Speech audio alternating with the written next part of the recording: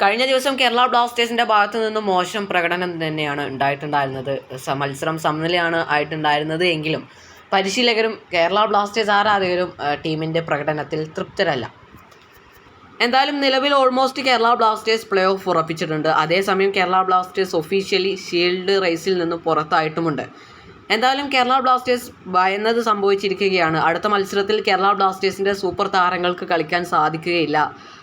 Yellow card suspension ലഭിച്ചിരിക്കുകയാണ് കേരള ബ്ലാസ്റ്റേഴ്സിൻ്റെ 2 super താരങ്ങൾക്ക്. പ്രതിരോധ താരമായ മിലോസ് ഡ്രൻസിച്ചിനും ഡാനിഷ് ഫാറൂഖിനുമാണ് ഇപ്പോൾ സസ്പെൻഷൻ ലഭിച്ചിട്ടുള്ളത്. ഇരുവർക്കും അടുത്ത മത്സരത്തിൽ കളത്തിലിറങ്ങാൻ സാധിക്കുകയില്ല. നമുക്കറിയാം, വിലക്കുകളും പരിക്കുകളും ഈ സീസണിൽ കേരള ബ്ലാസ്റ്റേഴ്സിന് വലിയ തിരിച്ചടികൾ തന്നെയാണ് സൃഷ്ടിച്ചിട്ടുണ്ടായിരുന്നത്. ഇനി ഏപ്രിൽ 3-ാം തീയതി ഈസ്റ്റ് ബംഗാളിനെതിരെയാണ് കേരള ബ്ലാസ്റ്റേഴ്സിൻ്റെ അടുത്ത മത്സരം. കേരള ബ്ലാസ്റ്റേഴ്സിൻ്റെ ഹോം മത്സരമാണിത്. ഇരുവരുടെയും അഭാവം ഈ മത്സരത്തിൽ കേരള ബ്ലാസ്റ്റേഴ്സിനെ എങ്ങനെ ബാധിക്കുമെന്നത് നമുക്ക് കാത്തിരുന്ന് കാണാം.